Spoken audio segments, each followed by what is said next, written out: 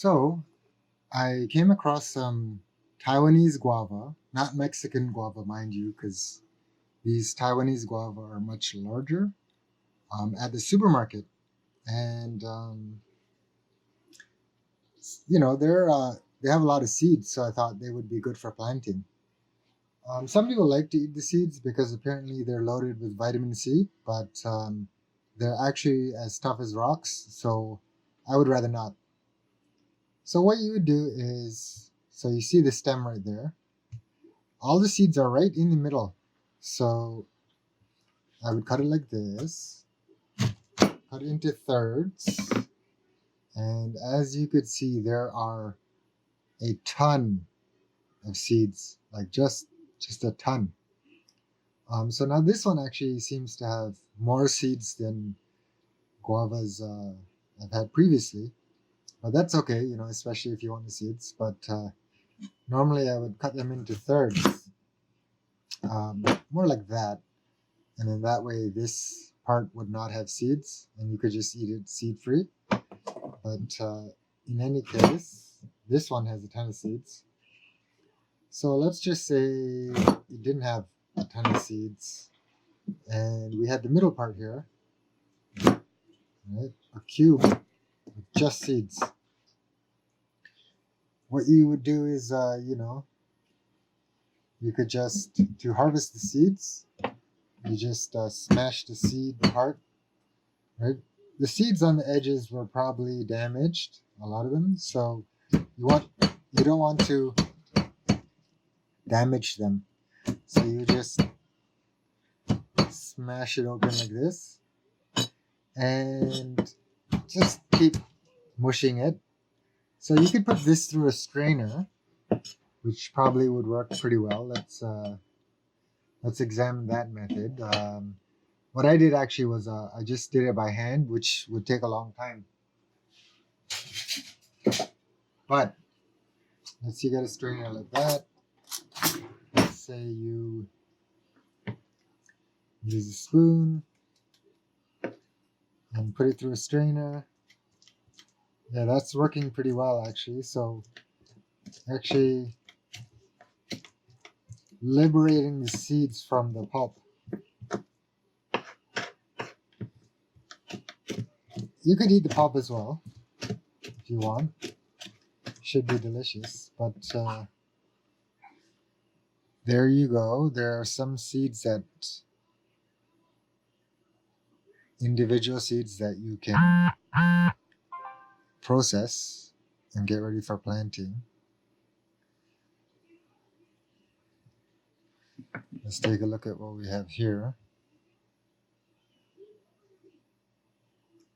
So you can see the individual seeds amongst the pulp. So once I did that, I soaked the seeds in a bowl of water for a week, 6 days to be exact. And the good ones expanded in size. Just kidding. These are actually dragon's blood tree seeds, which also need to be soaked for about a week. But the guava seeds that have soaked for a week are these ones. So they actually have expanded in size compared to non-soaked ones. So the bottom is the one that has been soaked, and the top one is the one that has fresh, not been soaked. So there's a little bit of a difference, and it's very simple. The next steps are very simple. All you would do is take seeds like that. Obviously, do more than one at a time, but take that one seed and just push it into the soil. It's in there, covered up, and then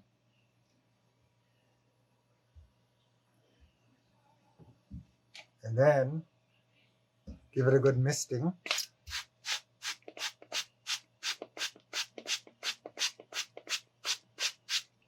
And then you should see some guava trees coming up very soon. So here we are, 18 days later, and you can see two little guava baby trees coming up. Saplings or seedlings? Oh, actually, I see three. You can see the little round green kind of little bent shoots there around that red rock near the center. So yeah, 18 days later, and they're starting to grow. We'll come back again to see their leaves.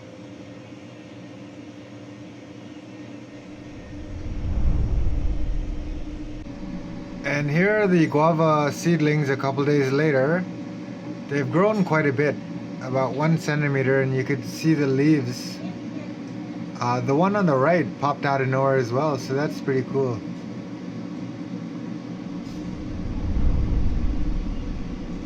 Here we are a few more days later with the guava seedlings. You can see that a few more have popped up, and the first leaves are coming out here. So pretty nice, right? So here we are about 24 days later after cutting the seeds out of the guava, and we got 3 trees with leaves and 3 little seedlings still with their helmets on, the seed coat that is. It's a pretty nice project, and it's cool to see them come up out of the soil. So give it a try the next time you come across some guava. And I guess in a year we'll have some nice little guava trees.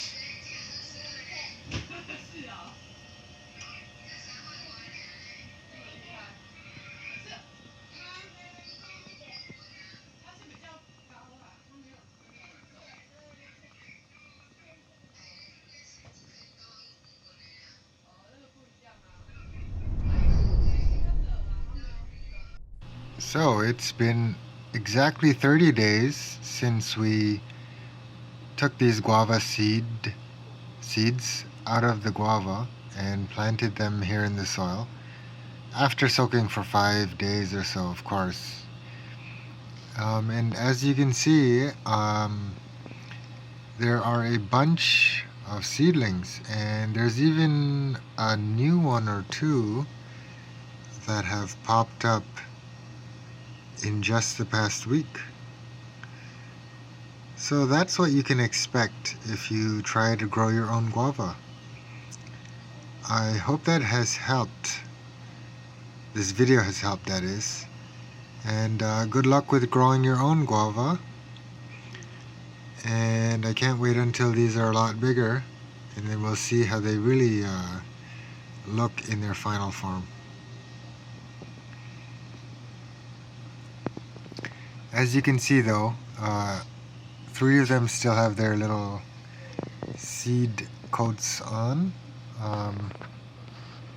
And the 2 that just popped up, this one and this one over here, came up without the seed coat on. So I'm not sure what's normal, but the seed coat should fall off in any case.